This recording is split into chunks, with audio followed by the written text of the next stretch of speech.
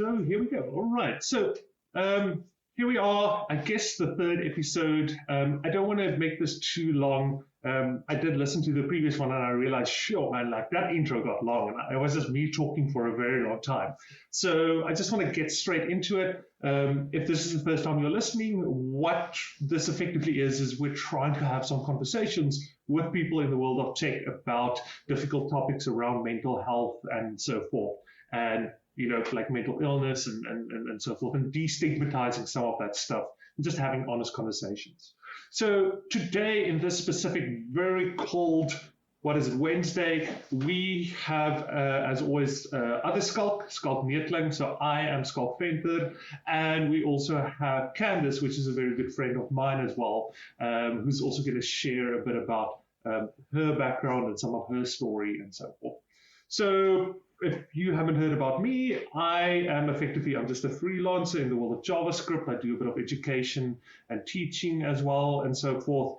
And I kind of try and talk a bit openly about kind of my own mental health things and so forth. And the same for the two other people that are joining me today. And what we decided on, given last time and the time before that, is what works really well is what we've decided is, in the intro, when we introduce ourselves, also just do a bit of a check-in in terms of where we are emotionally and how we are feeling.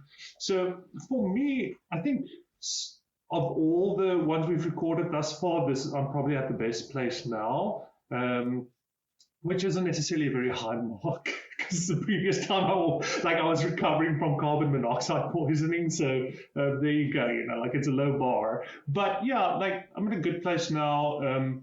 So my second daughter is coming end of July, and everything has just been all over the place, and things are kind of starting to line up now, fall into place and so forth, which is a bit of a relief. No major complaints on my side in terms of my emotional health and so forth. But touch wood. Let's see how it goes next time. So then I'll hand over to other Schalk. So Schalk Neethling, he is the co-host of this. So I'll let him introduce himself and also just do a bit of a check-in. And then after that, I'll maybe just pick up again and introduce Candice, and you can take it from there. Right, Schalk, over to you. Thanks. Yeah, so the other Schalk, Schalk Neethling, I'm a founder of a company called Mechanical Inc., but I have also... for the longest time, I guess, since I pinpointed at 15, I've been struggling with mental illness of various forms and types, and I've been diagnosed pretty much always with generally health anxiety, but then also depression. And generally, the depression tends to be resistant. It doesn't want to let go. We work with this, we live with it, we dance with it. Sometimes it gets us down, but I'm still here, which is good. So, and I'm excited with this, that we're doing this work, because I think even today, in 2023, there's still a bunch of stigmas attached to this, even just acknowledging it or talking about it. And there's also unfortunate things like people they've attached the word weak to this. So if you talk about this and you acknowledge you're showing a weakness, and showing a weakness is bad. It puts you in a vulnerable position, and how people can take advantage of you. So I'm glad we're talking about this and acknowledging some of these things, and then trying to find ways to have it not be like that in our own small way. And so for my check-in, I'm doing pretty good. I'm in a super scary, strange, but also very exciting point, because a client that I've been working with for almost 12 years now, I have decided that the relationship I have with them is toxic and not good for my mental health. And so I've decided to walk away, which is very, very scary. But I know it'll be good. I know it'll be fine. I know I'm going to be happy I did this, and I should have done this quite some time ago. So I'm in a scary, excited, hopeful moment in my life. So I'm just riding it, and I'm just trying to make the most of it. So that's me, and I'm handing back to other Schalk. Whoa, okay, so that is, I'm not going to lie, that's longer than a big part of actual marriage is lost. It's definitely, sure, it's longer than I've actually even known my wife. So, sure, man, like that must be some intense stuff. I think I have a hunch in terms of who that might be, but yeah, okay, awesome. Well, all the best with that. So yeah, I'll quickly introduce Candice. I'll leave it up to her in terms of how much she wants to divulge in terms of actual peculiar details. But just very broadly speaking, I met Candice the very first time. She was working for a company that kind of did a lot of community work within the tech space and so forth. And when COVID started, I think they had a call with a lot of people within the community, seeing how they could support them. And at that time, Justin and I, well, we are still running Front-End Development South Africa. And I think that's the first time I met Candice. But since then, our paths have crossed a lot. I think just because we share a lot of overlapping interests. So, there was also during COVID, we used to run a lot of community hackathons and stuff, and she was involved in a lot of companies that actually support healthcare professionals during COVID. And so we also organized a hackathon around that in terms of how we can use tech skills to assist them. And then also, she was also a speaker at DevConf last year, where I think that was the first time we actually met in person. And interestingly enough, a week ago, I came back from this year's DevConf where I spoke about mental illness and mental health. So that might also be something interesting to touch on in terms of what the response was to that and so forth. But yeah, Candice, I'm happy to hand over to you and have you do your own introduction. Awesome. Thanks, Schalk. You've got a very good memory, I must say, as to when we met. So yeah, I've been working in tech now since about 2016 after I left university as a service worker on an app, for example, initially. And then now I work very much on the marketing and branding side, building communities that really are centered around tech products, work in tech. Those are normally the people I cater for quite a lot. Mental health wise, I've been on quite a journey. I've had temporal lobe epilepsy since I was born. And so that's always been a little bit of a struggle for me in terms of anxiety and concentration and that kind of thing. And then most recently, I've actually been diagnosed with complex post-traumatic stress disorder. So that is something that the journey that I've been on probably since I first met you, Schalk, probably since about when COVID started. And it's been quite hectic. But where I am right now, I must say I am the most healed I have ever been in my life. I feel for the first time able to actually speak about it and hoping maybe sharing a little bit of what I've experienced and thought about around the issue now that I'm feeling a lot more, I don't want to say stable because that's such a stigmatized word, but feeling a lot more self-validated and healthy in the way I'm thinking. Okay, that's great. Yeah. So, and I think so initially I think you reached out to me. So I initially asked about, and this is the reason why we had Liesel on last time as well. So on LinkedIn, I asked a bit is there anyone who can shed some light in terms of kind of labor laws and stuff around mental illness and so forth? And, a ton of people actually messaged me, including you, Candice, and Liesel. And I think you messaged me because you said, you have had trouble navigating the space in terms of hiring your own career, but also because you were involved in kind of in the hiring market as well as someone who facilitates that process, that you kind of sort of recommended some people to me.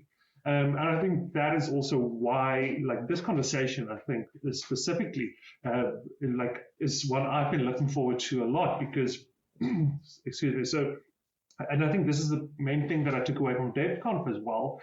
It seems like there's this black hole that is just endless at this point, and we don't know where the bottom of it is when it comes to discussions around the intersection between hiring and the relationship between employees and employers, and how mental illness and mental health fits into that picture. And like I definitely feel like every time I have a conversation about it, it just goes even deeper than I imagined. I still don't know where this conversation ends, and it feels every time I open that up, it's just like all the stuff comes out. So I'm curious to dive into that a bit more. Like, once again, it's up to you to determine how much you want to divulge. But so you did mention, like the complex PTSD, and I'm curious if you may want to give a high level reflection on what it has been like, not only navigating the industry with that, but also navigating the industry while coming to terms with it. So you did mention, you're a lot more at peace now. And I assume if you were to encounter the same things you encountered 5 years ago now, it would play out very differently. So I'm curious, from a very high level overview, kind of what your experience has been like. Definitely. Thank you. So I think the main crux of my experience has been responsibility and accountability. When I think about it, it comes down to that. Who is responsible for healing and mental health in the workplace? That's kind of the argument I've had quite often. And I actually saw this posted on LinkedIn the other day. Who is responsible for your mental health at work? And the answers were like HR, your manager, the leaders, and then, like the culture. But none of those actually said you, like yourself. And that was very interesting, because that's kind of the perspective of when you think in the workplace, there is some sort of responsibility of the people in charge, right? And so I was looking at like duty of care rules, and there's a lot of very specific duty of care rules around physical safety. If you're in an office, you can't have the roof fall in on you. There has to be toilets. There has to be a lot of very clear guidelines around how you should be treated in the workplace when your physical health is concerned. But I was trying very hard to actually do some research around what is the duty of care towards your mental health? When you're actually signing up for a company's, like, to be an employee there or to work with them, especially now in this very, very remote world where you're not in a very physical building, but your hours are like how you are measured by, your success is measured by how much time you're online. And so I was actually doing some research, and I couldn't find anything. I honestly couldn't. And I think if I come down to it, that is the crux of all of my sort of frustrations in the working world, because there's expectations around mental health care and duty of care, but there's no agreements. We haven't made any clear agreements around it.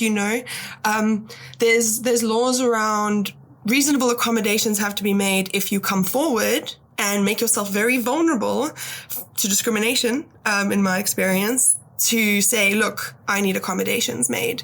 And then how do you measure reasonable accommodations? That's what the law says. You have to go to a lawyer and figure out what that means as someone who's, in this. And I think also it's very hard in any sort of mental distress to be able to clearly understand your rights as an employee. So very often you just want to get out of the situation and then you sign away your rights. That's also been something I experienced. And I realized, to get to a point where I am today, and it's a really, really sad realization, but I realized that the only control that I actually have is to take my own accountability. And it was really, really hard because I've had some really, really hard experiences. And at a high level summary, before COVID, I, actually quite a few years before COVID, I was living with someone, working at a company, and I opened up to my manager because I wasn't performing very well. I was really struggling. I was struggling to show up at work. I was struggling to not be very reactive. Now I recognize that as emotional dysregulation, which is a symptom of PTSD, And so, I was so reactive, and I was angry at everybody, and I was not working well with the team, honestly. And my manager, we went for a walk, and she questioned me about it. She was like, look, there must be something else going on. And at that point, I literally broke down. And for the first time in my life, I admitted to someone that I was in an abusive relationship. She was the very, very first person I told, and I had been with this person for 9 years. And I was living with them. I didn't know how to get out of the situation. I was scared and like having PTSD attacks, and to be honest, very much looking for a hero, looking for someone to save me because I didn't know how to save myself. And she was shocked, obviously. It's quite a lot to hear from somebody. And she took good steps, you know. She said to me, look, I'm going to go talk to the managers, figure out what we can do about this, make some reasonable accommodations, you know. I was like, okay, that would be lovely. And then she came back to me. She'd spoken to the leadership team, and what they said to me was, you can have 2 weeks of leave. Two sessions with a therapist, that they would pay for. And so that was it. And I was like, okay, cool. Try to get a therapist. And I don't know if anyone else has tried to get a therapist when you're randomly cold calling like 11 numbers. How many of them answer? I've had my answer was 0. No one answered. And I was so terrified to even reach out again, because even to admit it in the first place was scary. And I didn't even want to believe it, you know? And so having stepped forward, I actually just went all the way back. I was so scared. I never wanted to talk about it again. And my manager never checked in on me about it again, ever. And so thinking back, already having displayed that many years ago the symptoms of PTSD and expressed the need for help, I didn't get it. And then furthermore into that, like I ended up getting retrenched by the same company during COVID.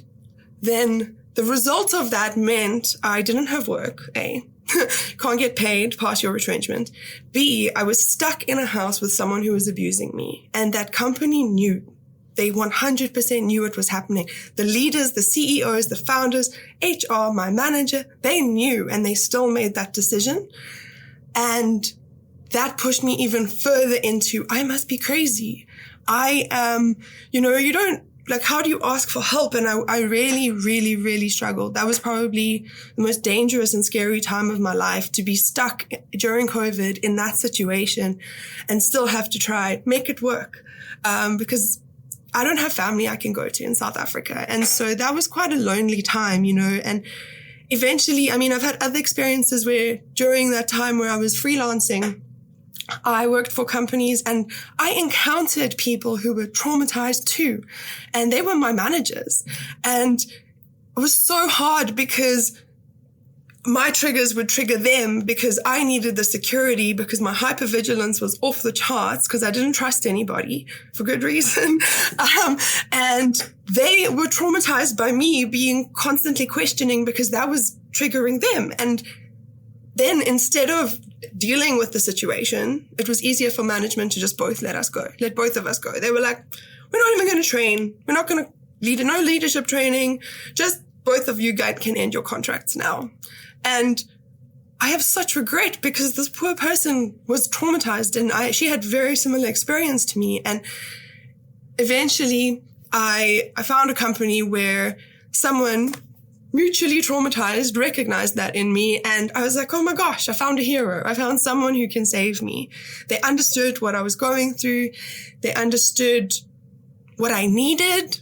At least that's what I thought, And so I started working for them, and it was really good for a very long time, until I actually got out of my relationship. I finally took the step to do that, and I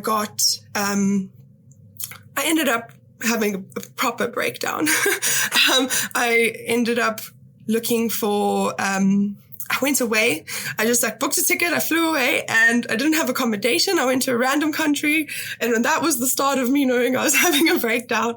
But I was so burnt out, and I ended up being admitted to clinic. And honestly, at that point, I thought that was the biggest failure of my life. Admitting I needed help, admitting I was at rock bottom.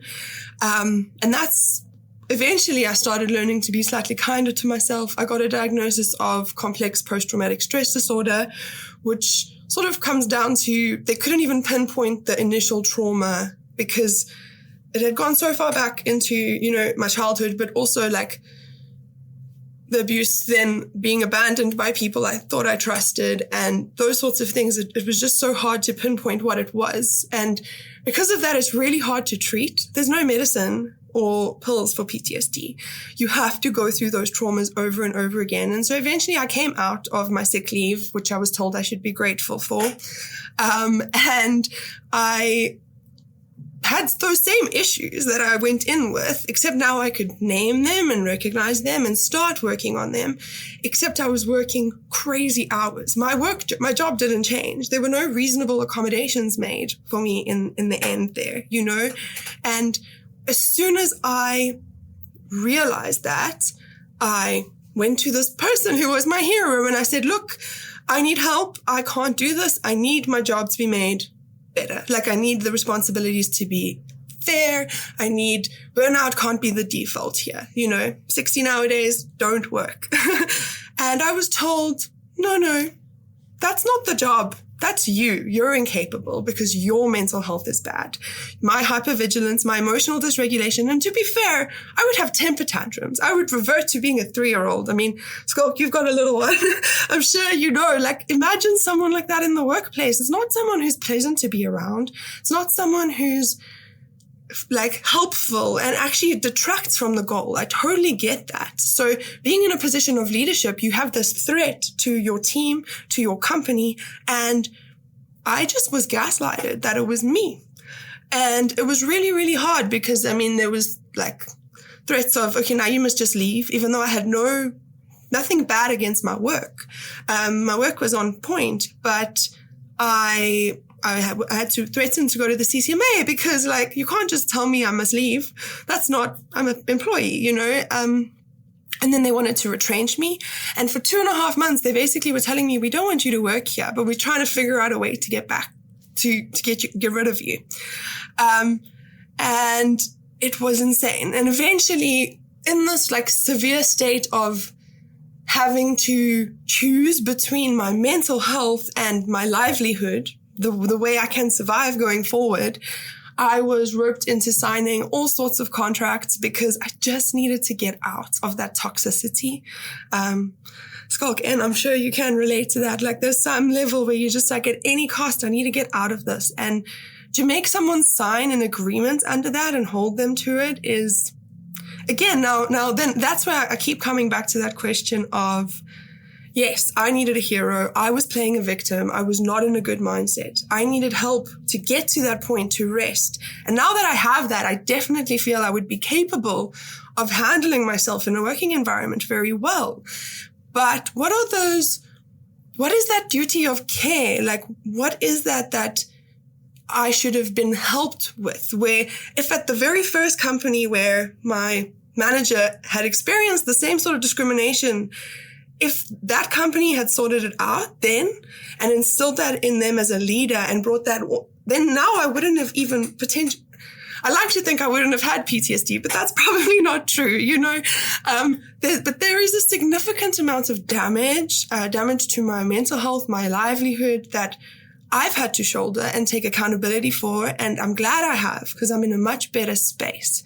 But what about people who never get there, not through reasons of their own, because they just suck it up or they don't say anything like I do. And yeah, I've been talking a lot now, but that's a summary.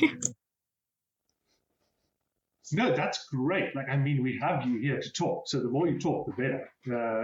Like Schalk Neethling and I only have so much that we can say. That's not the same stuff just over and over again. Sure, that is amazing stuff, Candice. There's so much to unpack there, and I think that resonates so well with where a lot of my thoughts are and like the discussions that need to be had, because what makes it so tricky is, as you rightfully pointed out, you know, like as a company, at some point you have to be, we can't take on this liability. But it's also a human on the other hand, because so for example, my first job ever that I had, also, they also, I don't want to say retrenched because it was more informal. It wasn't, like a big corporate or something. But they effectively also told me, like, listen, this isn't working out. And they also did it quite suddenly, because I think what happened is they tried, because I had a good relationship with them, and I considered them as friends. I still consider them as friends today. And I think they tried to accommodate me for so long, and at some point it was just like, this is actually damaging the company now. Like, we need to take drastic action. Schalk, unfortunately, we can't continue with this agreement. And that was very sudden. It went from, like, I thought we were still cool or whatever, to I don't have a job anymore. And, like, that was such a rough experience for me. I actually ended up falling into, like, a massive depressive episode. I moved back in with my parents. I didn't come out of my room for 6 months, like, legit. And I think my brother spoke to me the other day, and he said, like, at the time, he just didn't think that much about it. But now, thinking back about it, he's like, and I think he was first year university or something, and he's like, sure, man, that was intense. Like, that was some crazy stuff. Yeah, so that very much also, I think that kind of colors the way I look at these things as well. But on the other hand, like, I can't reasonably figure out what they should have done differently. I think if anything, they shouldn't have made those accommodations. And I've been in similar situations as well, where I've made accommodations for people, and, like, my hand was just forced eventually. And that is the paradox here, and that's why it's so hard to have these conversations. Because everyone who employs people that have mental illness or mental health or so forth feel bitter because they have to deal with all this stuff, and it's not part of their job requirement. You're a manager or whatever. You're not a psychologist. Like, you don't know how to deal with this. And people that are struggling with this stuff feel bitter because they feel like they're not given a fair chance. It is so tough. So I maybe want to share a story as a response, because I've yet to find any answers. I think the best that we can do is sit with that and acknowledge this is insane, and we need to figure something out here. Because the research I did for my talk at DevConf, so I referenced the OSME survey. Schalk, I know you are also familiar with the OSME stuff, so the open sourcing mental illness. And the survey that I referenced, only a third of people indicated that they have witnessed or experienced an issue around mental health that was treated well. That means 2/3 of people not only experienced, witnessed. 2/3 of people haven't seen a situation around mental health that was treated well in an organization. That is insane. And that means if you take 3 random people, only one of them have witnessed a good response to a mental health issue. But, like, where do we even start? Because I've also been in the situation where, and it's the same with, like, support groups and stuff as well. So I've kind of co-ran support groups also back in the day, and you'd have people come, and they'd have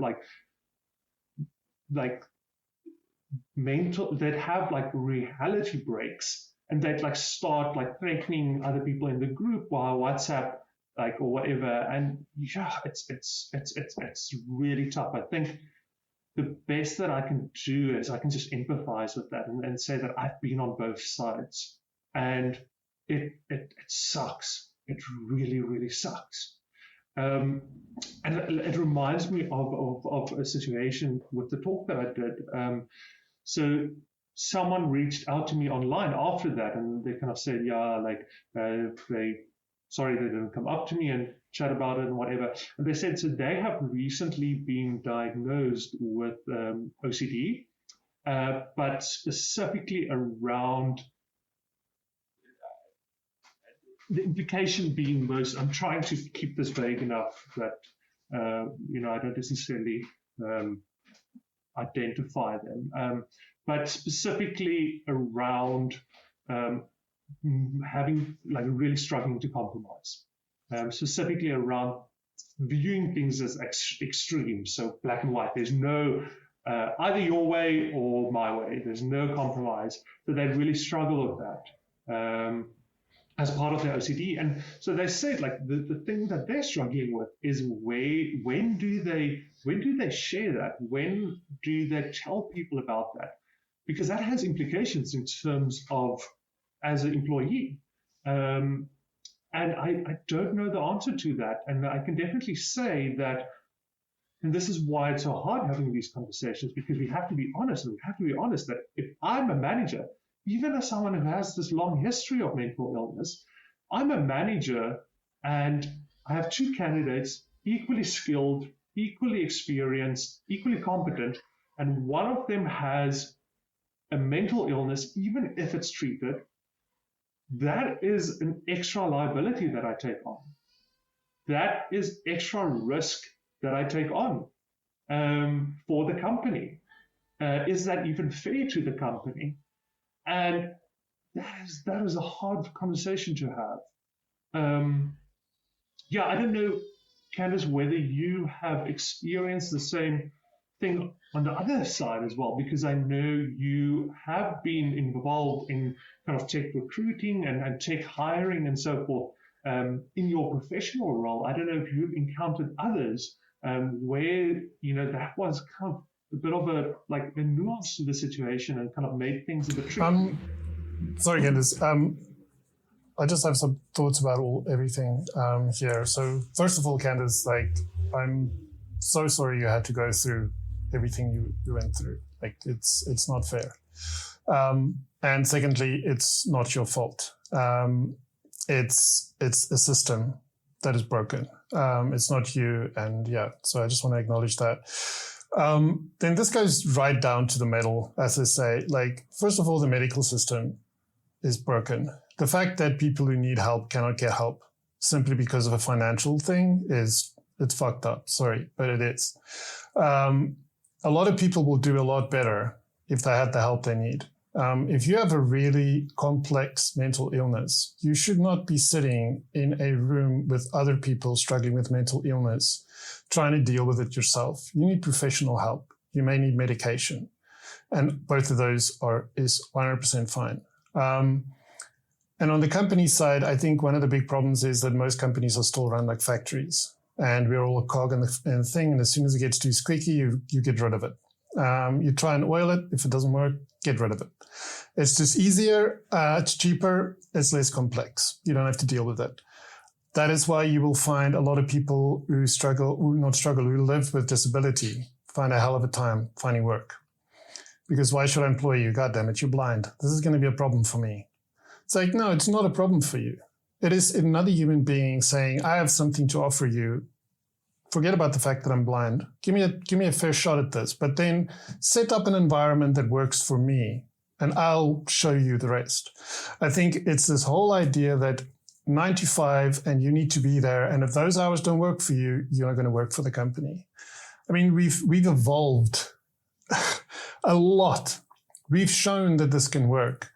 The fact that some people are still being hard-assed about this is it's their problem, honestly. They need to step back and realize that you pay for people's medical, and if they're in a car crash and they end up in the hospital, you don't judge them for that. You don't say, why the hell did you go and do that? It's it's an accident. It's right there in the word. But somehow when you have a mental illness, it's your problem and you deal with it. Or they'll buy a subscription to one of these apps and say, there, problem solved. Just, open the app every day, do what they say. And not to throw shade on those things. It's helpful. I mean, holy cow, the therapist I'm at the moment, when I started at him, one of the first things we did was I did a course, mindfulness-based stress reduction, MBSR. That changed everything, honestly. The medication, he diagnosed me better than any psychiatrist previously has. So the medication I'm taking is also a lot more effective. But being able to really connect to what is preventing me from living the life I want to, that I got there through being mindful about my life, being mindful about things around me, being more appreciative of what's around me. And honestly, being willing to say, this is not okay. I'm not okay with this. That is why I got to this point with this client that I've been at for so long. I just got to a point where I was like, I'm not okay with what's going on here. I'm not okay working with other people who are unhappy. I'm not okay with a leader calling people out in meetings in front of other people as if you're in school. Not that it's right there, but that's the analogy I can use. I'm just not okay with that anymore. And I don't have to be okay with that anymore. I can take I can stand up for me and say, I'm done with you. You don't own me. You think you might, but you don't. And I can walk away and I'll be fine. But I do think we need to acknowledge that it's not, you have a responsibility. You have to want to get better. It's like alcoholic. I mean, I've been there. I've been an alcoholic 100% because I was self-medicating, trying to cope. And I had to reach a point where I was ready, where I tried a bunch of times, didn't work because I wasn't ready, because I was still looking for an answer. Once I could get in touch with myself and acknowledge that, once I could tell myself, you know what, you're a semi-functioning alcoholic. And I was like, crap, that's true. I had to own that, and then I was ready. And then it happened. But I had to get to that point, and I had to work through things. And thankfully, because of this remote thing, I was able to structure my days in a way that I could make it work for me. But it's when you're not allowed to find something that works for you. And of course, if I run my own company, I have responsibility towards my clients and towards myself and towards my family. But I have the freedom to be able to, and I know I'm in a privileged position to be able to do that. I have the flexibility to change how I work, when I work, to fit me. And therefore I can be effective. As soon as if I lose too much control over that, I can immediately see the negative impact it has on everything around me. So yeah, I think it's hard, but there is a solution here. It's just we need to break out of the box that we've been in for so long. And like it is weird and strange and scary for me to have broken out of my box, it will be weird and strange and scary for companies and individuals and managers that now suddenly have to deal with flawed human beings trying to do the best they can with what they have to work with. So I acknowledge it's hard on everybody, but we need to acknowledge that it's hard on everybody and then give everybody their fair chance to say what they want and then work with them and see where it leads to. Well, thanks for jumping in there, Schalk. I think I maybe got a bit too caught up in the stuff that Candice raised, and I was just like, I wanted a response immediately. But what I appreciate there as well, and it just shows how multifaceted this thing is that I think your kind of where you're at and where your head is at around these things at the moment is very colored by that experience, that quote unquote breakup that you are going through now. Whereas for me, this morning, I actually had a call with a client where I actually said, like, listen, I feel I haven't delivered up to standard the last 2 months. I've been having a really hard time, the second daughter that's coming and all of that has been much more demanding on me. And, real talk, 2 nights ago, I woke up at 2 o'clock in the morning and I couldn't fall back asleep just because there's so much going on at the moment. And it's just like, I'm struggling, not emotionally, but like mentally. So I think I come into this conversation now, having had that meeting a bit earlier where I own up to that. And I'm like, sorry guys, I failed, I dropped the ball. And where I very much see how, I need to also, I need to manage that. And then if I don't manage that, that's on me. But I think this is what's so great about having this conversation, as a discussion, instead of just you, Schalk, writing your thoughts on this or me writing my thoughts on it just solo, is that it's so multifaceted and we are so colored by where we are right now and how we relate to this. but yeah, Candice, I'm very curious to first and foremost hear your response to the stuff that Schalk raised, and also maybe to talk a bit about like whether you found yourself on both sides of this kind of employee-employer relationship. Yeah, so I definitely have. Just to respond to what Schalk N said, just because it's hard doesn't mean we shouldn't do the hard thing, and it's hard for everybody. And I think also speaking to what you said is where we are now matters, right? So I've just come off of a 3-month sabbatical. I have been on leave for 3 months. So, it has been the best time of my life. Like I say, I feel healed. I had that time to rest. I had that time to really, I met the most amazing life coach serendipitously by accident, and he really taught me how to be kinder to myself.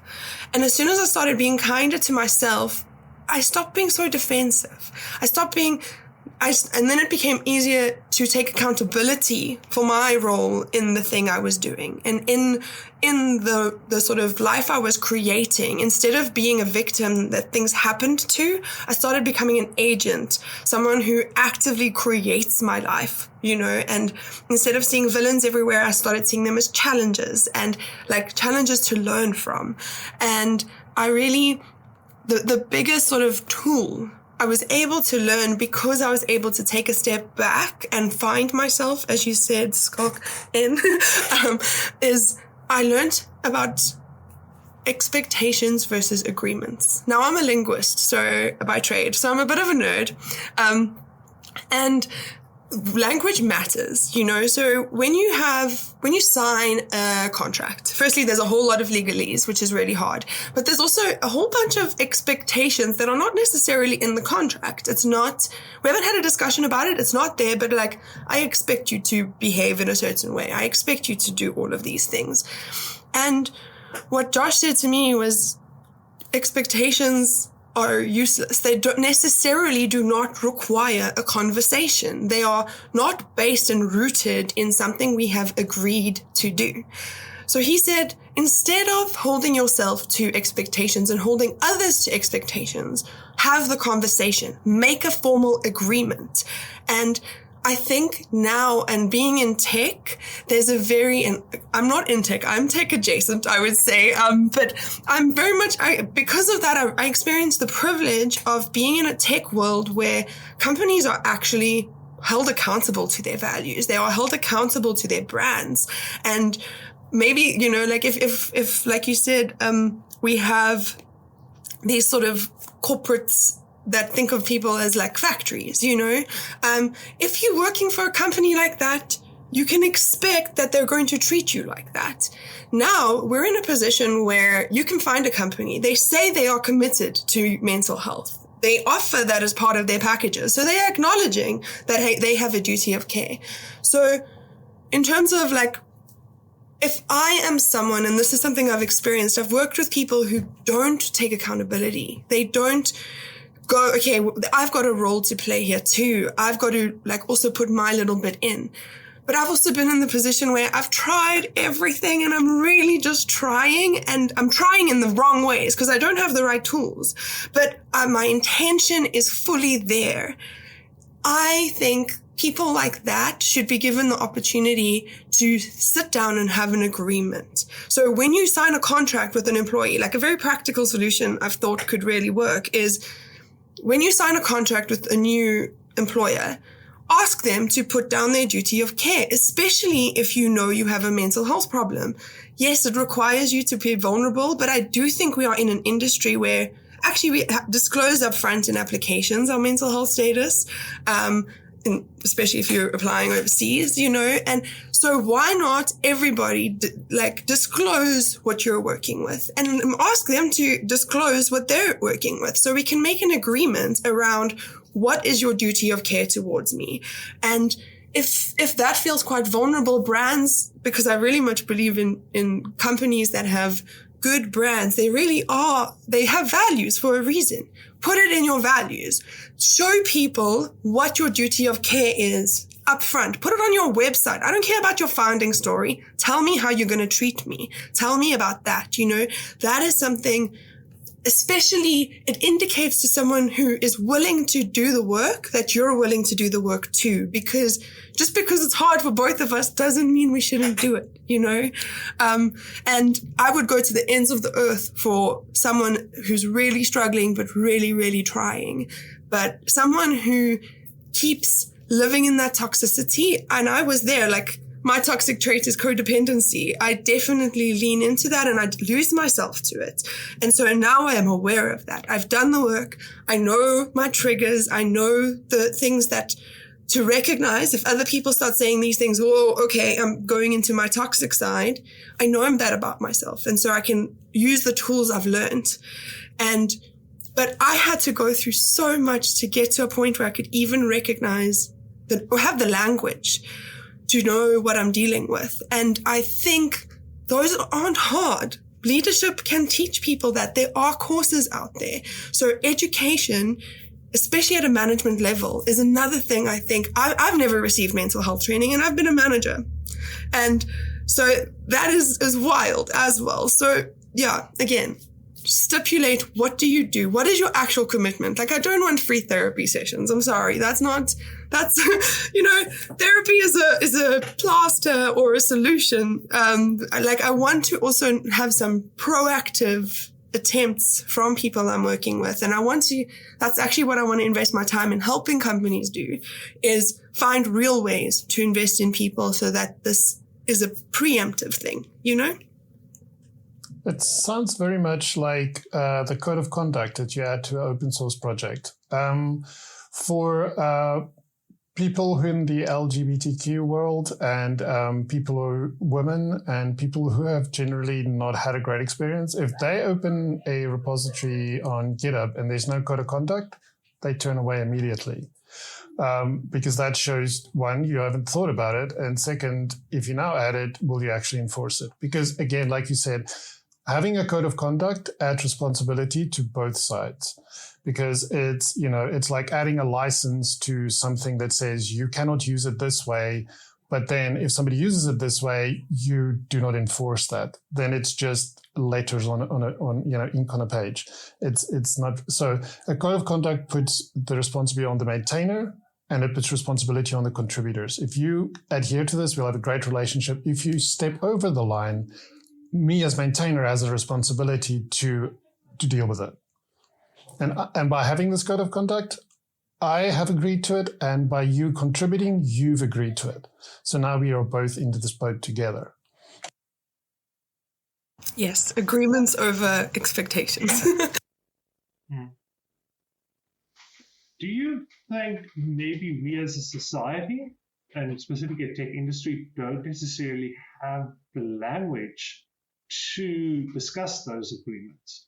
And what I've definitely found is that it's not, what I've found in my experience, and this being very anecdotal, is that from a managerial side, it's very hard to have these honest conversations because you have to say things that are possibly going to come across as not great. I think it's because maybe we as a society are so sentimental about these things. We're like, everyone, be the best you can be. Everyone has value, like everyone's beautiful in their own way and like all this flowery stuff. And we don't necessarily have the language to sit down and with someone and say, this is what I need of you. Like, listen, like our agreement is conditional. There are conditions. If you don't show up to work and so forth and so forth and so forth, like this relationship is not going to continue. But in order to have discussions around that in terms of mental health, like we also need to have the language to say, like, listen, for me, a non-negotiable is that you're like it's treated, like you seek out treatment and you manage it. And I think it's just always like we're so scared to even, I often joke and I say that, one of the biggest frustrations for me about opening up about my mental illness and so forth is that people immediately treat me different. Like I often joke and I say it's like as if people are like, I can't say mean things to Schalk because he's gonna kill himself if I criticize him, like, and that's so frustrating. Like, just be real with me. And I think it's like, to a certain degree, sometimes people overcompensate and they're too scared to have honest, real conversations. And that might, like, and so maybe that's just an issue of, like, something that's not malice, but it's just like they're just not equipped to have those conversations. Yeah. I'm curious what your thoughts are on that, Candice. I don't know if we don't have the language, because I think potentially we don't make the spaces that are safe enough. Because I've heard many people everyone's willing to complain, right? Like, even if you don't exactly know, this is what I'm struggling with, if you talk to someone else who does, if you have that opportunity, you can learn. And that is really what I have struggled with, is as soon as I've had the guts to speak out, and I'm someone who doesn't, like, I think this is probably the reason why I've had so much conflict in my working life, is I don't keep quiet. When something bothers me, I want to make it better for myself and for other people, because I don't think it's right to treat people in a certain way.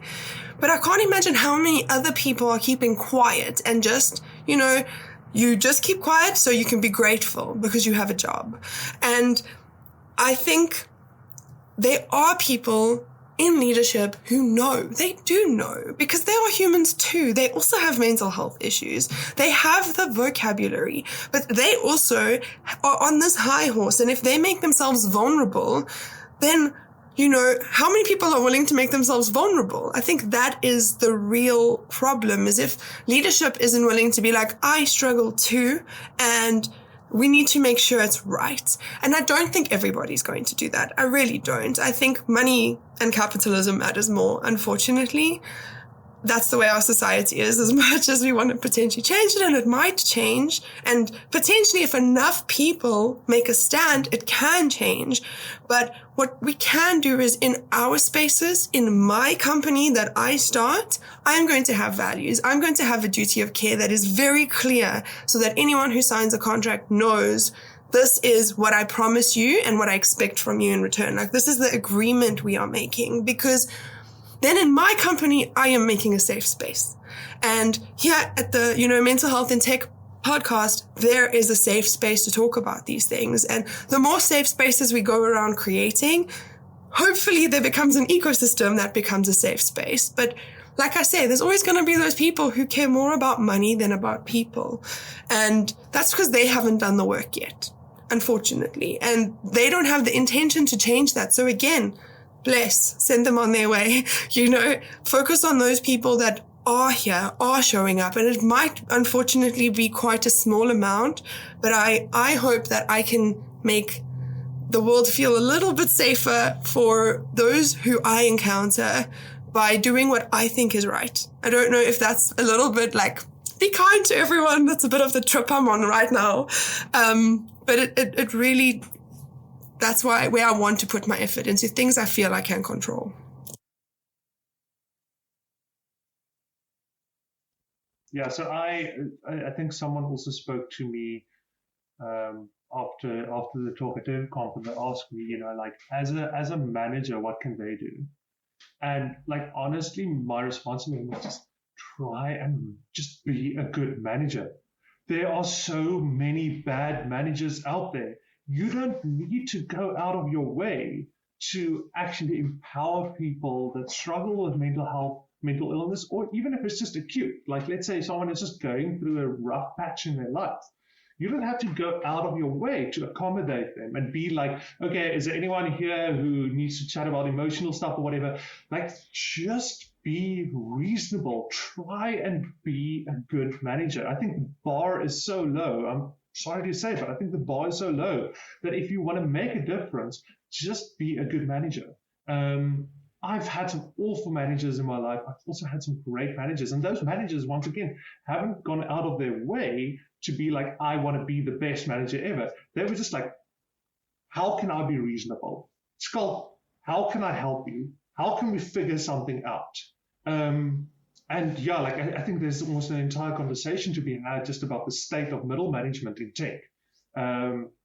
But yeah, like I think that's also the thing is that it's not even just about mental health or so forth, because what I have found before is if it's not real, it's more harmful.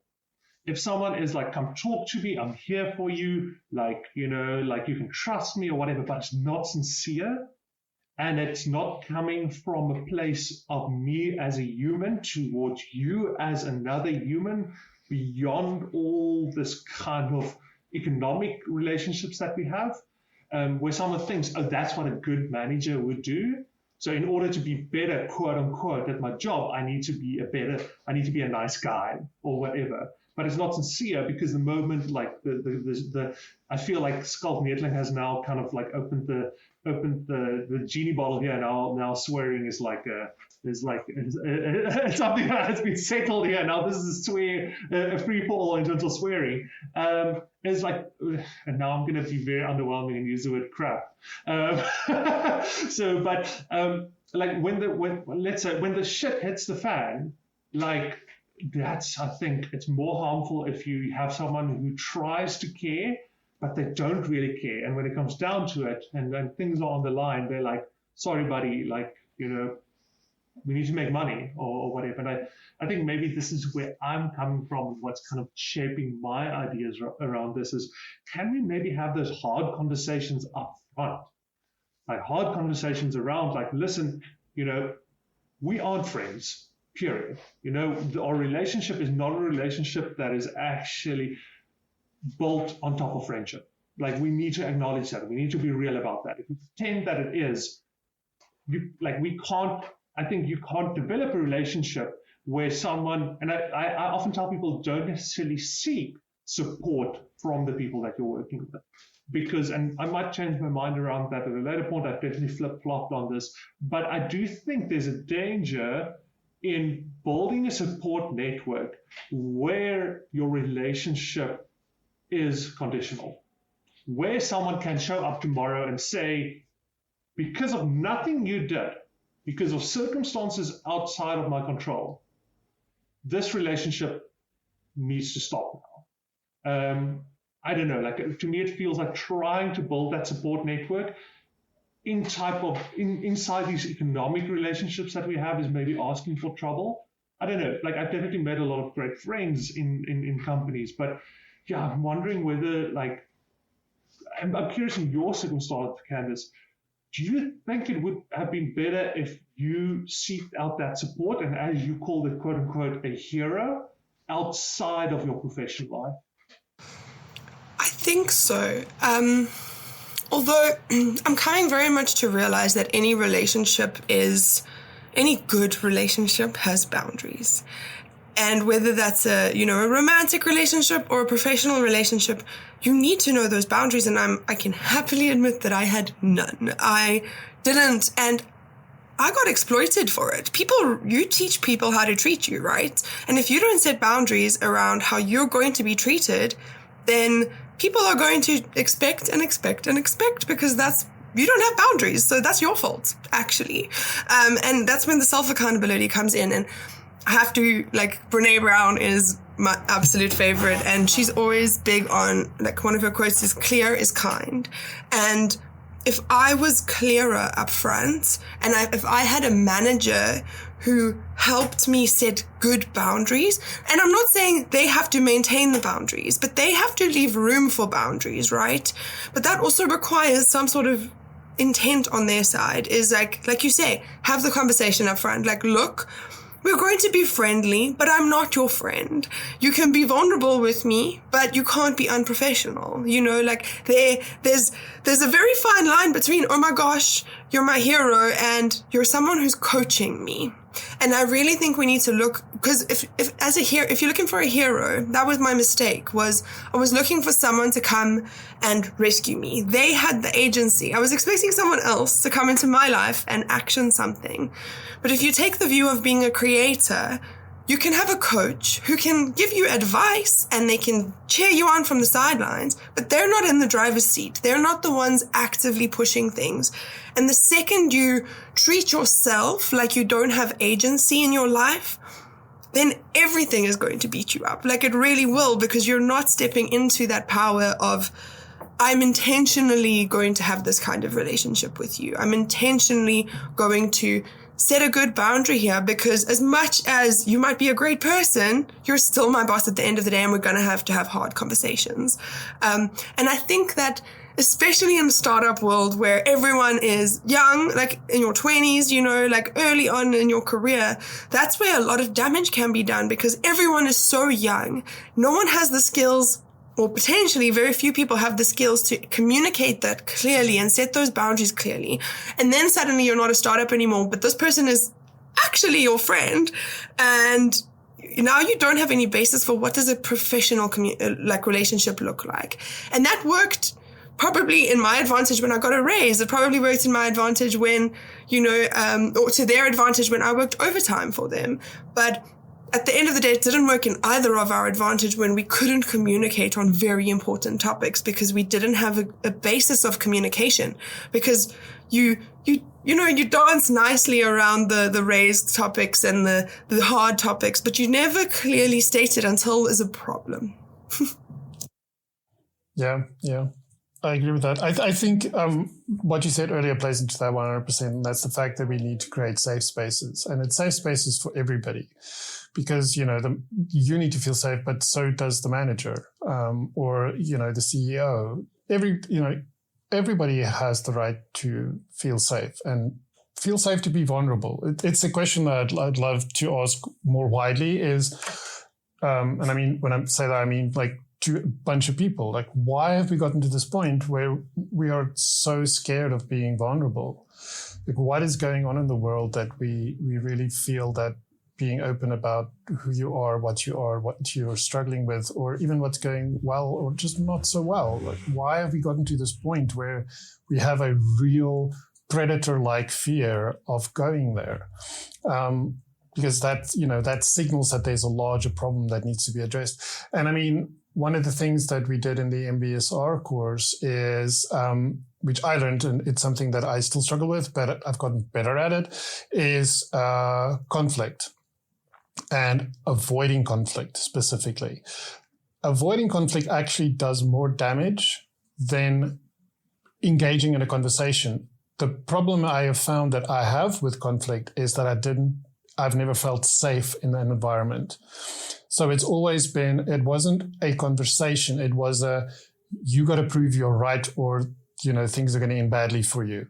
So it's not a safe space where you can have a conversation and where the conclusion can even be that you agree to disagree.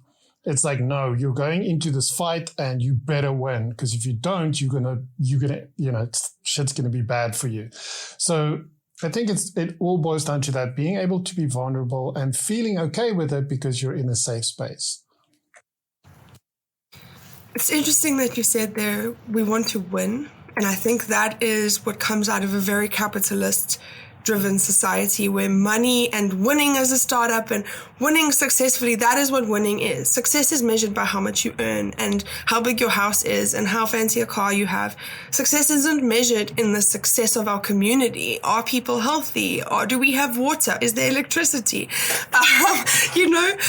Success isn't measured by things that are human. Success is measured by monetary gains, and that doesn't benefit the majority. It really doesn't. And those who it does benefit are happy to perpetuate that, unfortunately, because it does benefit them. And I recently, I wasn't speaking to my mom for the longest time, and I had expectations on her that I wanted her to save me. I needed a hero. And I realized that I was setting expectations on someone I'd never even spoken to about it. And eventually, what was I trying to win? I wanted her to admit she was wrong and I was right. And at the end of the day, I couldn't even remember what we had fought about. And I was like, I'm losing out on my mom, and my brothers feel awkward, and my gran feels awkward, and the whole family feels awkward because we're not speaking. And I just wanted to, all I can win is being right. And I think our measures of success and our measures of what is weak if we don't achieve that success is what binds us to these sort of concepts that, if you really go under the surface, most people won't agree with that. You know, they would agree that I'd rather feed the family next door than go overseas on a holiday, like in theory, right? Yeah. Sorry, sorry, Schalk. I just have one last thing because that actually touched a nerve there with your mom. So my dad passed away about 4 years ago from cancer, and for the majority of my life with my dad, we had a very complicated relationship, and part of it was, and at near the end, he admitted this to me and to himself, is that it was so ingrained in him, the things he did at work. He worked for the state back in the day. And so, it's a very, very dry, very high pressure environment that he worked in. And it's very driven by what is your title? Where are you on this ladder? If I'm above you, it's I enforce things down, like that kind of thing.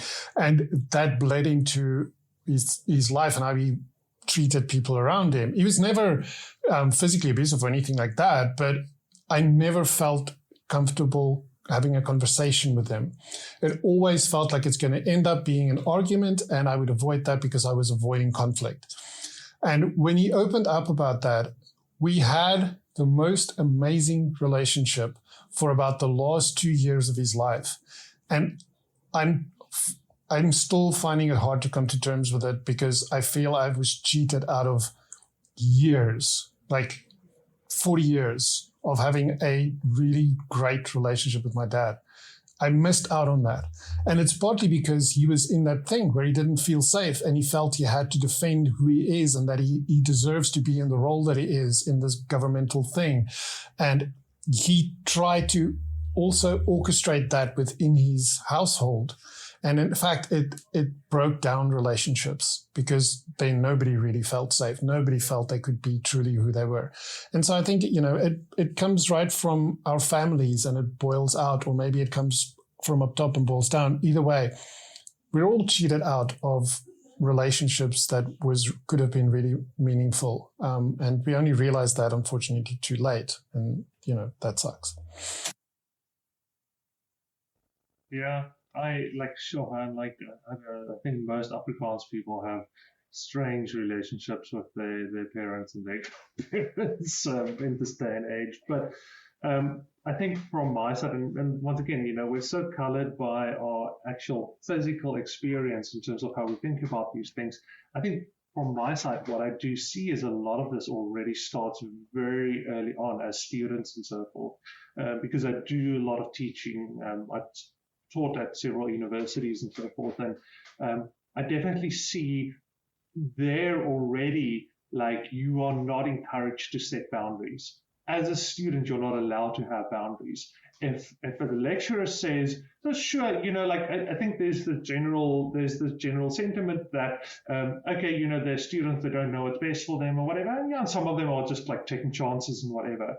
But what I think I find so gross that I see every now and then is this sentiment that they are not allowed to have demands or boundaries or whatever. They're students. So if this paper needs to be in tomorrow, sucks to be them. Suck it up. You're a student. Life is hard. I think a lot of it already comes from that. And, even our schooling system. And once again, this doesn't and I'm saying this as someone with a kid that's also taking chances and whatever.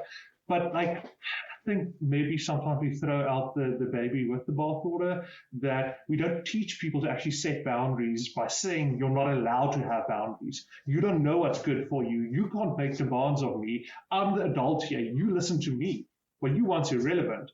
And I think you kind of grow up with the sense that you're not allowed to have boundaries and you need to proactively protect yourself all the time because you can't enforce boundaries. I don't know. But that's an entire podcast of its own. Yeah.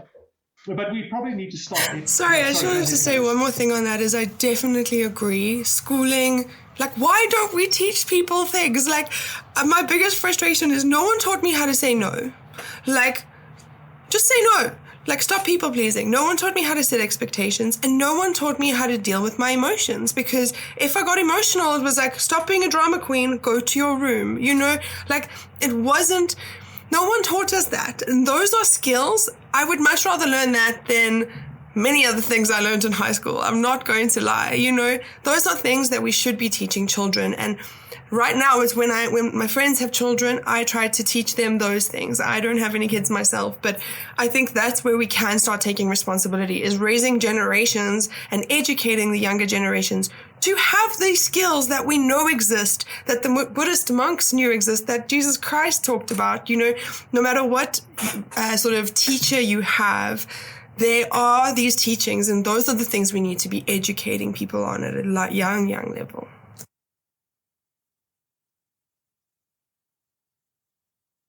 So maybe that's a good place to end off, because I also wanted to say, I find that one of the problems with these type of discussions is that there's no logical point where you can say, okay, cool, this is a nice place to wrap it up, because every question, every answer just spawns 50 different extra conversations. So I think what Schalk and I have found is that eventually you just need to say, all right, I guess time's up. We need to start wrapping this up now. Just leave whatever hasn't been tied up nicely in a knot just to be open-ended. But yeah, I think from my side, what I've found is really cool to end off with is maybe just sharing anything that you found helpful, whether it be a book or any resource or something, whether also have been in the scope of your life or very recently. So I'm curious, Candice, whether there's anything that you found very helpful in terms of your own journey. Two things. The first one is be kind. Just be kind to yourself, be kind to everyone, give yourself a break. Once you start doing that, it's much easier to understand where other people are coming from, to, stop being so stressed. The second is meditation. I don't say do meditation because it's good for you or because it's healthy, but meditation has taught me the real value in mindfulness. And I can meditate with my eyes open. I can meditate to sounds, to movements. I've managed to meditate for 20 minutes a day, and that has helped me with all of my mental health issues. It's helped me be attentive. And there's an app called Waking Up, which I use. It's got a free 7-day trial, and it's amazing. It literally has a piece of education before the guided meditation. And so it teaches you the value of meditation and the value of just starting again. Even if there's 9 minutes, you're 9 minutes in and there's 1 minute left, just be kind. You messed up, just begin again. I absolutely hate meditation. That's why I should actually do it. I found that the less you enjoy it, the more you should actually do it. I hated it too. I hated meditating a month ago, and now I swear by it. I promise you, if you just meditate because it's good for you and because everyone says you should, it's not good enough. You have to really see the value in why it's useful for you. Yeah. By the way, on the topic of meditation, I would look up Thich Nhat Hanh. He's a Buddhist monk. He used to be, he passed away last year. But, just listen to him. Meditation is what you decide it is. There is no doctrine. If you add a doctrine to meditation, it's not meditation anymore. So there is a thing called walking meditation. So if you find that sitting still in lotus position with everything being quiet doesn't work for you, that's okay. Maybe go walk around the block and just be quiet and just listen to what you can hear for the amount of time it takes you to walk around the block. That's meditation as well. For my wife, it's knitting.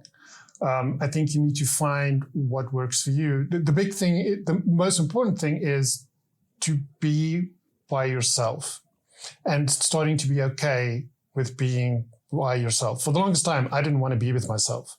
I truly hated myself. So I wouldn't want to be with myself. And that was the hardest part in the beginning. And I could also not do the silent one. I can do it now because I'm okay with being with myself. But in the beginning, I needed something. In terms of the apps, I've used Waking Up. And also, if you can't afford Waking Up, you can drop a mail to the folks at Waking Up and you can get it free for a year. And if after a year you still can't afford it, just send a mail again. They give it to you for free again. If Sam Harris is problematic for you, just let it go. It's okay. You're missing out if you don't use the app. There's good stuff in there. Forget that Sam Harris is behind it all. I'm not saying I have a problem, but I know there's some people that do. If you want something different, try Insight Timer. I love it. I'm a teacher on there as well. And it's completely free. There's stuff you can buy, but on the free, there's a lot. The community there is amazing. And in the other side, that's what I'd say. Find a community, find your tribe, because one of the things that made me do the thing I did this week was the people that's around me. And that's my family, but it's also the community I have. Because being able to go to them and saying, I'm going to do this scary thing, and people coming and saying, you got this, we got your back, you can do this, we believe in you. That made all the difference. So, find your tribe and contribute, and they'll have your back when you need to do scary things. Nobody can go this alone. We need support. So yeah, I would say that Insight Timer, waking up, great. And for meditation, think about it as finding a way to be with yourself. And it's going to be tough, but you'll get there. And it's important that you get there.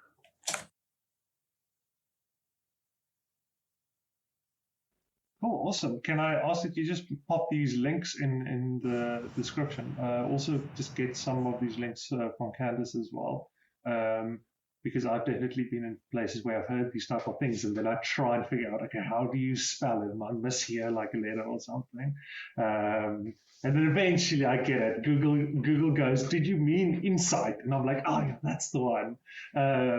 Cool. Okay, thanks so much, Schalk. Thanks so much, Candice. This has been great. I would love to do a second one of it as well. And then thanks for being open and honest. I very much appreciate it. I think I had some moments at the conf where, I think especially the night when I went to the hotel, I was like, oh crap. Okay, why did I go and do that? No one asked me to go on a stage and in front of 900 people kind of just share about my body dysmorphia, where I thought like my face was skew, and I went to a plastic surgeon because I thought it was so distorted. And I was like, geez, Schalk, why'd you go and do that now? But yeah, so it's just really encouraging me to talk to other people, and you're like, no, these things are valuable. The things that you wish didn't happen, the things that you wish you could make disappear, and those are the stuff that's really valuable. Yeah. All right, cool. Thanks, everyone. And then, yeah, see you guys, I guess, on the next one. Thanks so much, Schalk, and thanks for talking and going to these conferences and speaking. It is important. Yeah, thanks for making a safe space. That's what I'm going to say. for making this a safe space. Yeah, and thanks for sharing that. Was not easy, not gonna lie, very scary, but I've had this in my mind for quite a while. So yeah, thank you.